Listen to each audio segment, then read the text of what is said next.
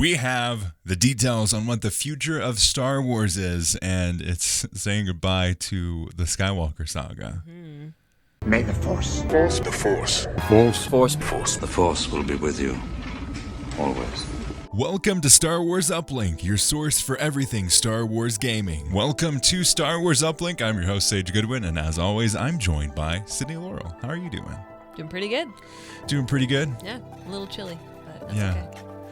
Colorado is a state where it can be literally 90 degrees one day, and then 2 days later it is snowing, and that's what we're in right now. Yeah. So, fun times. We planted a garden for the first time ever, and Typical. as soon as we do that, it's like, oh, hey guys, I heard Snow, you had hey. plants. Yeah. Anyway, in this episode of the podcast, we're going to be talking about the Vanity Fair article that Lucasfilm and Kathleen Kennedy did, and it has a ton of details in it. Oh my like, gosh. good gravy. Oof. And it just like seemed to drop out of nowhere. Mm-hmm. It's like, oh, hey, here's a ton of stuff that we're going to be either announcing, delaying, or canceling. So let's jump in and talk about that. Just you reconsider playing that message for him. Star Wars is a franchise that is so old. So old. Yeah, it really is. It's crazy. Uh-huh. Like, it's crazy that, one, it's still around, and two, that it's so big after so much time. Like, it's going to be celebrating its 50th anniversary here soon. The fan Like base 5 years. is insanity. Mm-hmm. It's as strong, if not stronger than ever. We had a dark period before Disney bought it, and a little bit after Disney bought it until we got The Force Awakens. And then that came out. It's like, oh, that's okay. It's pretty good. Star Wars is back. It's exciting.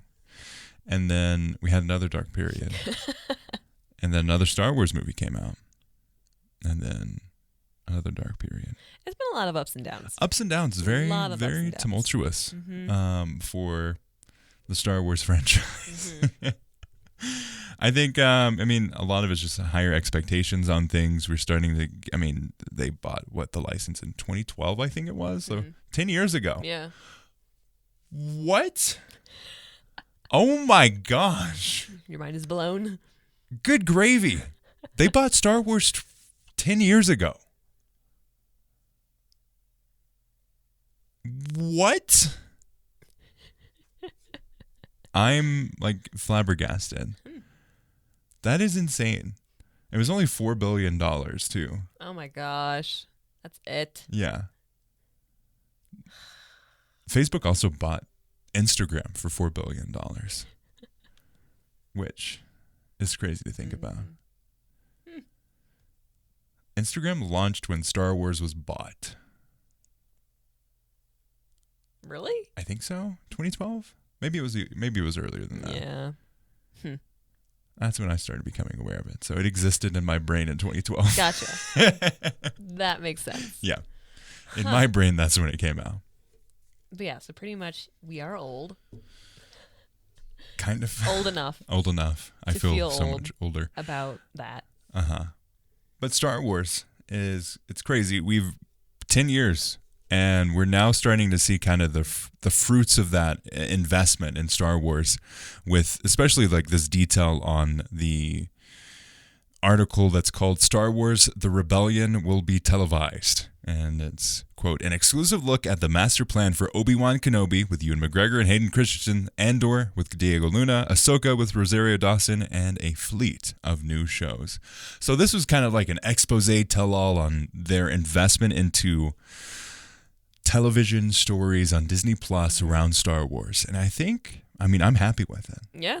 It sounds I think really it's good. pretty cool. Yeah.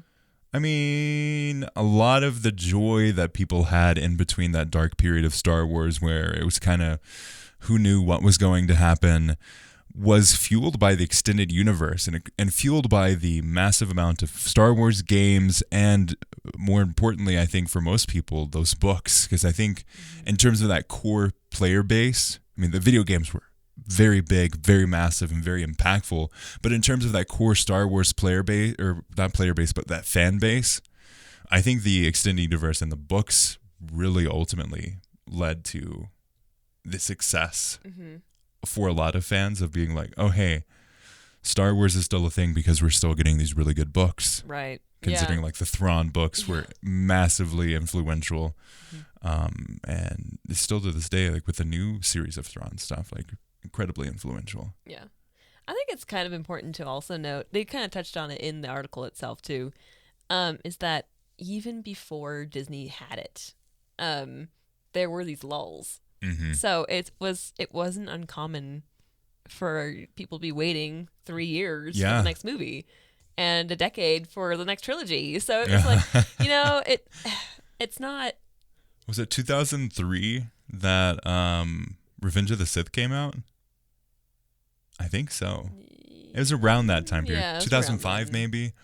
And then after that, like 2005 to 2015 when The Force Awakens came out. Like, that's 10 years. Yeah. 10 years in between Star Wars stuff. And there was still a following. So. I mean, Star Wars was like one of the biggest. I mean, I think it's still on the list of like the biggest box offices of anything, really. But The Force Awakens was huge. I remember being so hyped around that movie and Battlefront and just Star Wars is a thing again, which is so awesome. And then 6 months later, it was like Rogue One, I think it was. Yeah. Which, was it that? Or was it a year? No, it was a year later. And that's what they did with Solo. They had The Last Jedi. And then 6 months later, they had Solo, which they touched on Solo a little bit in this article, they too. a little bit. And just before we get into that, just an overall look at Star Wars and the television space on Disney Plus. Disney Plus. Disney. Disney. That was good. They are heavily investing into Star Wars in that space. They did this awesome photo shoot, which I don't like the main one where it's like everyone's in focus on the big backdrop that's the big LED screen. It just looks super photoshopped. I know they all shot him on that scene, but because of how they needed to shoot in different apertures or different focus planes to get everything in focus. So they had kind of like individual photo shoots and then they all tied it together in different locations on this big screen. It looks really cheesy. It does. In a way that I don't like, just as someone who's professionally a photographer and video person. You have the eye for it. I know what they did, so. and technically it's very impressive to pull off these photos, so I understand and appreciate it from a technical aspect, but from like a visual appreciation aspect, not really my vibe. It's very like... Yeah, it actually feels very like amateur. Mm-hmm. Because of how it looks, because it's so crisp and it's so put together. Yeah. It's like, well, this was a very staged photo shoot. Like it just feels, and like even like it feels warped. So you feel like, oh, okay, yeah, they are. It doesn't even feel like they are on a set. It's just like, oh, they just put a set backdrop there. Yeah, they took pictures and then put everybody on it. So technically, weird. it's very impressive, but from like from my personal taste, it's not very appealing to me. It looks very, like you said, almost amateur, even though it's not amateur from like a skill and technical aspect. Very impressive to be able to do something like that and pull off the reflections on Mando and to pull off everything really well in terms of like the flow of Obi-Wan's cape and Darth Vader and just all of these things. It just looks very, very manufactured in a way that it doesn't really capture the idea and the essence of it. Like seeing all these characters on the same screen together is so cool. Right. Like it's a childhood dream of like all these characters. Like who would have thought we'd have so many of these shows that are like cross collaborating and you have you have a universe that's on scene with each other, characters that you wouldn't have expected to see on screen with each other. So I think it's that, but it doesn't get to that impact that I would have liked. Yeah, as far as the photo shoot goes, I think it feels unfinished. Like it feels like, no, we need more layers of filters or something because it feels too like you're there looking at them in the set. Like it's funny how we've come so far in technology where everything can feel so real. It's almost like, oh no, Like we've lost the magic. It's of too cinema. crisp. It's too much. Like it's too real. I can't handle that. Yeah. Put some filters on top of that so that it feels like they're in a different universe instead of here on Earth. Yeah. In Hollywood. And it's just that picture too, because there's another picture where it's Jon Favreau, Kathleen Kennedy, Deborah Chow, and Dave Filoni are all on the set together. It's got the Slave One, or the Starfire, I think is what it's now called, in the background with these monitors that are looking at the different shots that they've got lined up. Super cool look at behind the scenes of how they make these TV shows. That one has some grit. It's got some texture. It's got a really interesting color grade on it. It's like themed to match the backgrounds. You've got this haze because they're shooting an active scene. Looks really cool. Mm-hmm. So it's not just that. And then there's a scene with Baby Yoda and Jon Favreau. It's got this really moody depth of color, backdrop, and everything like that. But that's just kind of like my thoughts. Interesting. Of the actual photography side, I think that's just something that just I greatly enjoy. Yeah, talking and discussing, and getting really excited about, like, breaking down the different shots that they're doing. But in terms of, like, all these different characters are on the screen together, we're starting to see the universe that they're aiming to explore get fleshed out. We're getting announcements on kind of deeper dives on what they learned from different movies, the shows. They basically said, I think they're done with the Skywalker saga, and they don't want to, because George had a vision, and I think this is it here. I'm pretty sure they're going to get away from it pretty much after Obi-Wan. Yeah. I mean, they're still kind of playing with it. I mean, with Ahsoka and all this other stuff. But it seems like they're definitely trying to step away from the Skywalkers. It's like, that's been done. We did 3 whole chunks of it. It definitely seems like they're wanting to expand into the universe of Star Wars with the TV shows. So TV shows, no, we're breaking off. We're doing something new. Yeah. It's so fascinating to me of the Star Wars universe, so tied around this sense of the Skywalker saga, and so tied to the family of the Skywalkers, and then to switch it up and be like, we finish off that story. We greatly appreciate what George did with the Skywalker saga and telling that story, but it's time to expand the universe. It's time to step away from what George did and to keep the value of Star Wars and the value and the feel of Star Wars, but taking it in these different directions. And that's exciting to me. It means they had a little bit more details on Star Wars Acolyte, talking about it being a thriller mystery. Yeah. Mystery thriller. In this kind of, what was the word they described it as? Like, honestly, I'm drawing a blank about it because that was just, they didn't talk too much about it. I don't think they have much news to share.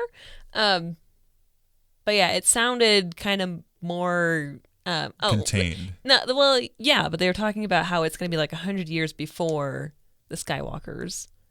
Before all of that. So this is kind of telling the prequel.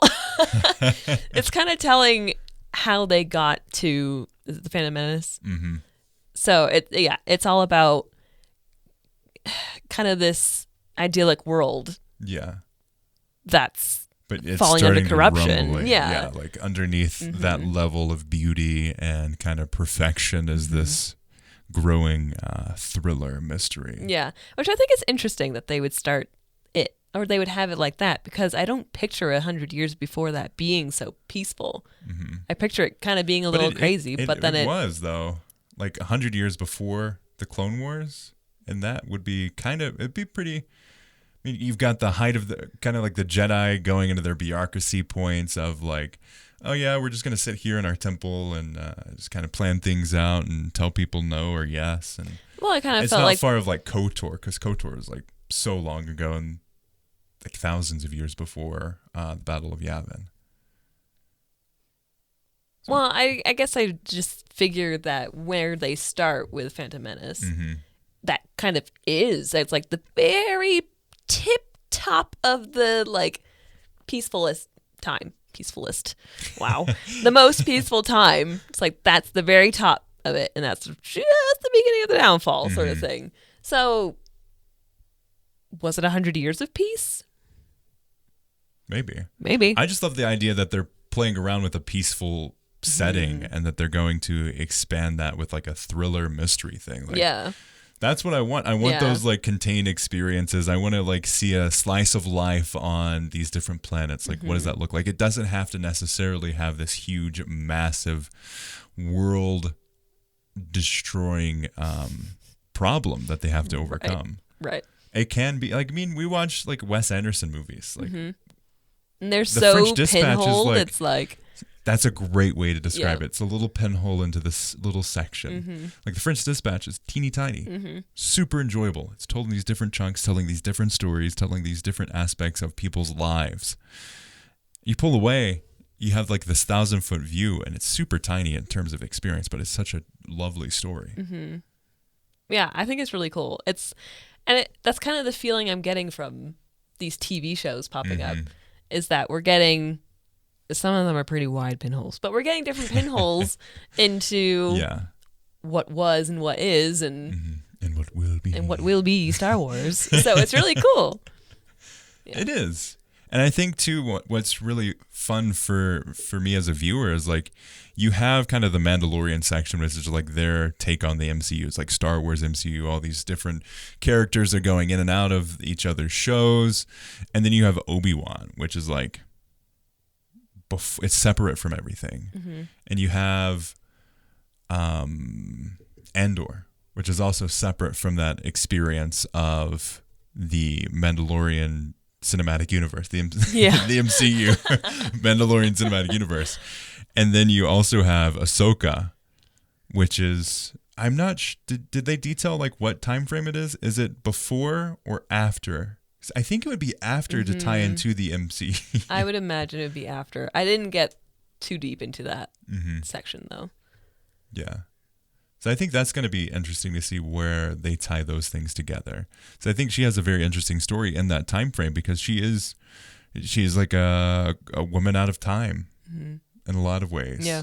She has a lot of those experiences of before the rebellion and also before the Clone Wars and during the Clone Wars, after the Clone Wars.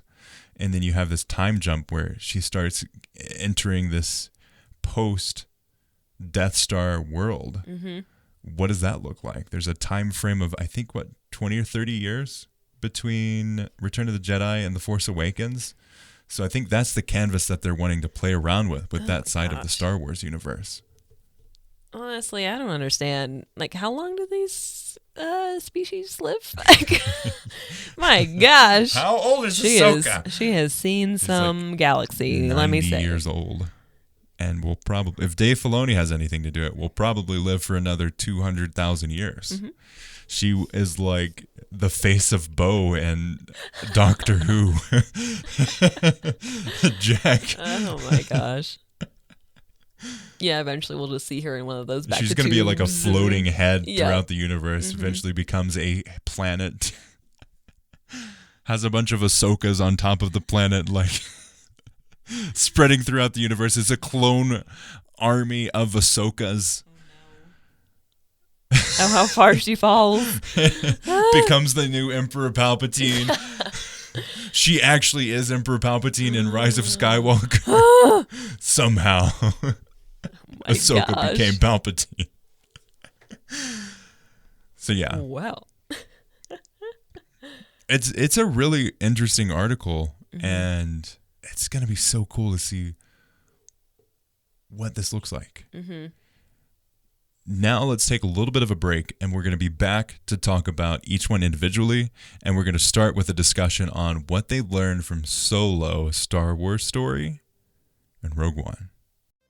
This podcast is a production of Uplink Media Group. Uplink is a podcast network dedicated to highlighting the love and experience of gaming and pop culture. Check out our other shows, The Battlefield Show, Star Wars Uplink, and The Forge, the Halo Infinite podcast, as well as our YouTube channels for even deeper dives into Battlefield, Star Wars, and more. YouTube.com/Uplink Podcast and StarWarsUplink.com. Only different in your mind. You must unlearn what you have learned. Star Wars is coming back, and they're making a lot of changes and heavy investment into the TV shows. And something that I want to start this conversation with is the mention of Solo. And I really enjoyed Solo. I mean, it's not my favorite movie, but I had such low expectations that I was like vehemently against it. And like, this movie doesn't need to be made. It's so stupid. I don't want to see this anymore. Blah, blah, blah. We went to the movies to watch it, and it's like, this is pretty good, like surprisingly so. I really like how they set it up to see more Darth Maul. I think that would have been cool to see more of. But this is the quote that they say around Solo. "There should be moments along the way when you learn things," says Kennedy. "Now it does seem so abundantly clear that we can't do that." And that's specifically in regards to recasts and then going with CGI. I hate this. I hate that is the realization they came to with Solo. So they freaking screwed over Solo. The reason it didn't do well isn't because they cast Alden Ehrenreich. He like embodied like Harrison Ford in such a great way in that movie. So there were moments where like that is the exact expression and the way that Harrison Ford would have said that. Like there are moments where like, yeah, that's fantastic. He did such a good job of replicating that swagger in a way that also added the character and embodied his portrayal of the character too. But the reason they didn't do well is because they released it 6 months after The Last Jedi. Like, there's no way you can have such frequency. What they were trying to do is they were trying to have a Marvel moment where you have these movies that come out like 6 months apart from each other. Yeah, that is something that the article also addressed, is that like we were pumping things out way too fast. Star Wars needs like 5-year commitments from its team, and we were not giving it that time. We were not letting it breathe where it needed to, and I really appreciate that. That was something that I was like, good, we have realized this. Like Star Wars is always going to be someone's baby. Like it's always it always needs to be someone's brainchild. It needs to be crafted. It needs to be honored. It doesn't need to be like, no, we're going to have a movie at this time frame. That's what's going to happen. Yeah. So I really appreciate that aspect. The shift to CGI seems, or at least to see other like old characters come back, if they need to come back at all. Which I kind of feel like is also what they're saying, is that like with the TV shows, they want to step away from the Skywalker stuff. Which means they want to step away from all the old characters that we can't get back, you know? I guess it's a pretty understandable move on their part, because I don't know, you see the sets that they're working with. You see what's his name, who's worked on Jon Favreau, like Lion King and these heavy animated films. It's like, okay, that makes sense. It makes sense that you would pull I don't know, what do you call that? It's like deep fakes. Deep fakes and stuff like that. Mixed with CGI, mixed with facial replacements. Right. Because you have Mark Hamill, who is doing these scenes, and you have a stand-in character that looks eerily similar to him. Like, I was seeing pictures and videos behind the scenes. It's like, oh my gosh. Like, why don't they just use this guy? Right. I hate that it has to be... Like, find a very talented actor. Find someone...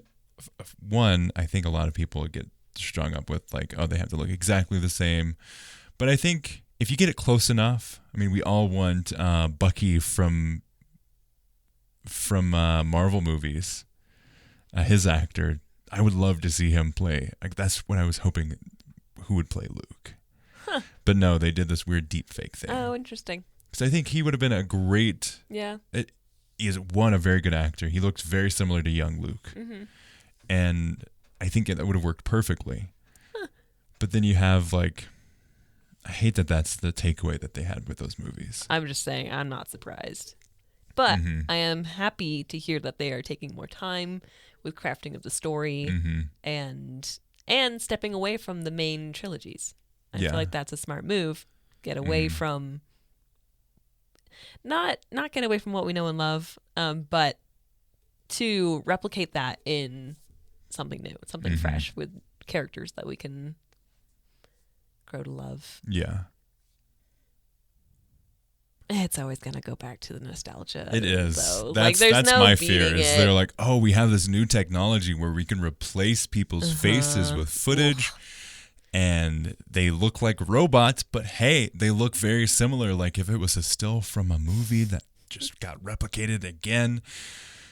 That is my struggle with it. Is I think the technology so frequently, I mean, that's what happened with the prequels, is the technology took over from the storytelling. They need to have that storytelling rather than just saying, oh, we can do this, so let's just put this character in it. Right. And they've done so far, like, they've just been pushing tons of characters in it, like Ahsoka's and everything. And you've got all these characters that are going to be everywhere all the time. Okay.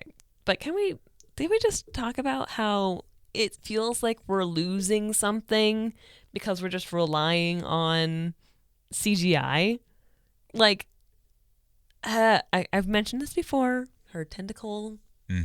Or like, ooh. Why? Why does it feel so foamy? And when you've got there all needs of this to be technology, a balance. yeah, there needs to be a balance. The of balance is practical. not there. Yeah. It's very much all or nothing. It's so the contrast there is so stark. Where it's like we put so much effort into this and not so much effort into what's actually tangible and like the people and the costumes and it just feels like they're losing a grip on the beautiful marriage of the two. You know. But like you said, the technology is there that they could have like digitally extended them. Yeah. They could have had that pairing, but no. And make them move a little more naturally and like they're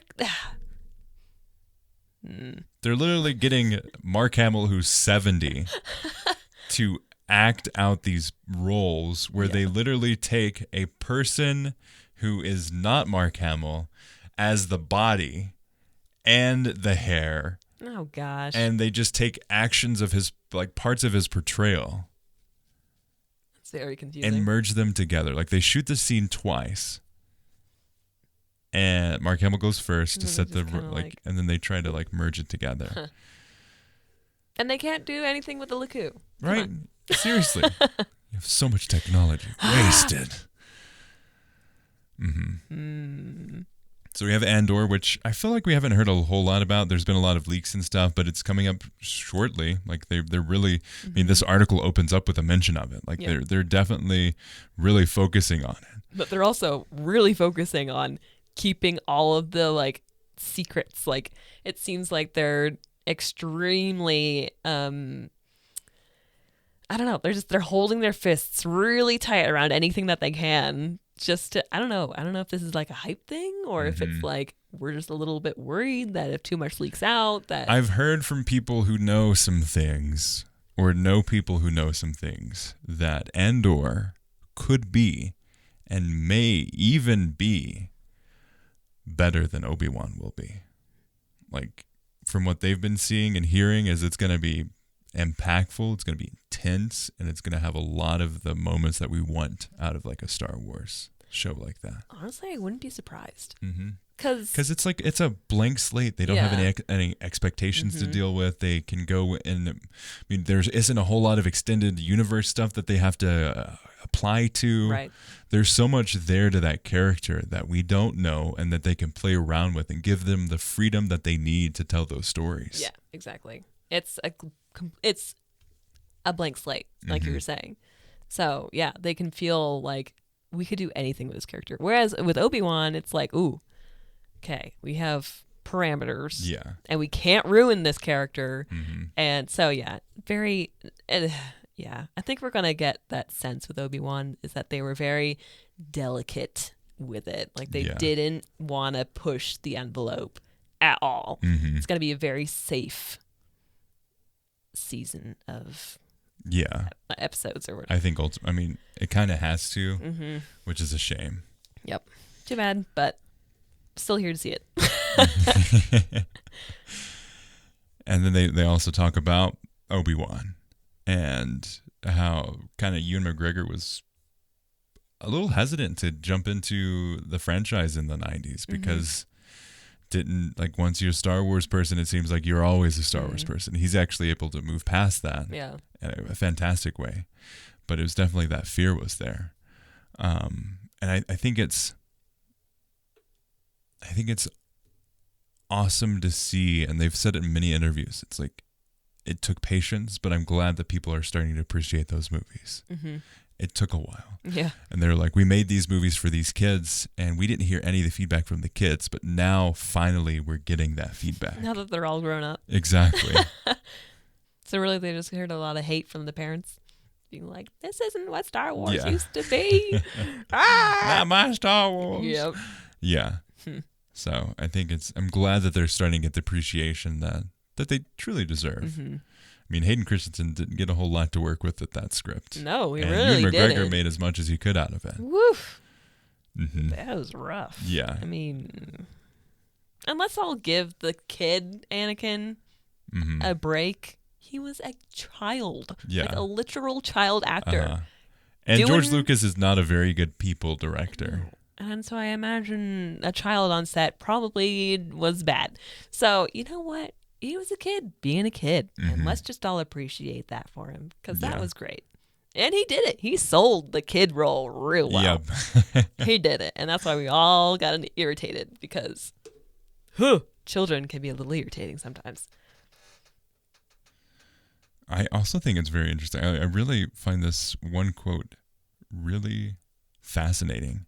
Anyone who comes into the Star Wars universe needs to know that it's a 3, 4, 5-year commitment, Kathleen Kennedy says. That's what it takes. You can't step in for a year and shoot something and then walk away. It requires that kind of nurturing, which I'm glad that they're starting to realize that. Yeah, that's kind of what I was saying before is like, they're realizing, hang on, we can't just be pumping this stuff out. We can't just be throwing a script together. We can't just be throwing a script together and making something happen and 6 months later we're good. This is a big deal. And these fans are really Each thing serious. has so much weight to it in a way that like Marvel does not have. Yeah. Most of the time it's like, oh, that Marvel movie was kind of okay. But hey, there's this next one. It tied up and set up the next one. Right, exactly. And it benefits from that like numbers of like as a whole, it's fantastic. You may have individual movies that aren't so great, but as a whole, it ties in together to like you have a lot of like really good or mediocre, sometimes even bad experiences that add up to this whole universe that is ultimately really good. Yeah. I kind of get the feeling that they're going to do that with the TV shows. I think so. So I'm still not sure how I feel about it. Because Marvel's already doing it, and I don't know if we need to see that in Star Wars. Maybe I've said it before where it's like, yeah, I really want to see that. But I don't know. Now that I'm thinking about it, okay. It's like, do I need this explained? Right. I'd rather just have a lot of really great stuff. Yeah. Yeah. Or some really great stuff. Instead of... We're getting 5 Star Wars shows this year. Right. So I'm tentatively excited for sure, but also a little nervous with we'll just have to see.